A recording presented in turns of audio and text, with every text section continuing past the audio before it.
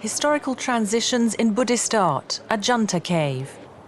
During the 19th century, about 30 rock cave temples of various sizes were discovered by a British man in the dense forest of the Deccan Plateau in India. This temple cave complex describes the rise and fall of Buddhist art in India. The caves were carved out in two separate phases. The early caves date back to between the 2nd century BC and the 1st century AD. The early caves are simply carved, they're plain. This is a vihara, that's where the monks lived and trained. The monks slept on elevated beds cut into the rock. The Chaitya Griha is the prayer hall.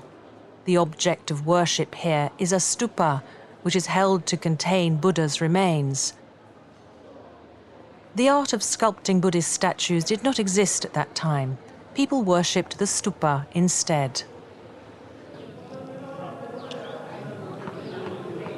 Some of the caves were made hundreds of years later in the 5th and 7th centuries.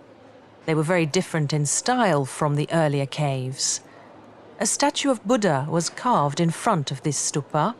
The object of worship had shifted from the stupa to the sculpted representation of Buddha.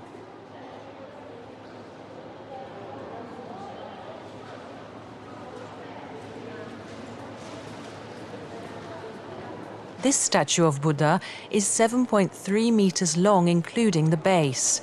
It's one of the largest reclining statues known in India.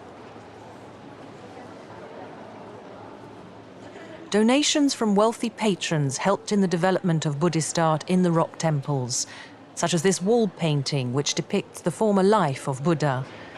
These colourful paintings have remained intact for more than 1,400 years. Among all the paintings at Ajanta, this bodhisattva figure holding a lotus flower is considered to be the finest. Its date of origin is believed to be sometime around the 6th century.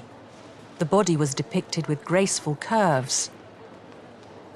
The paintings of the Ajanta caves are the origin of Buddhist art in Asia.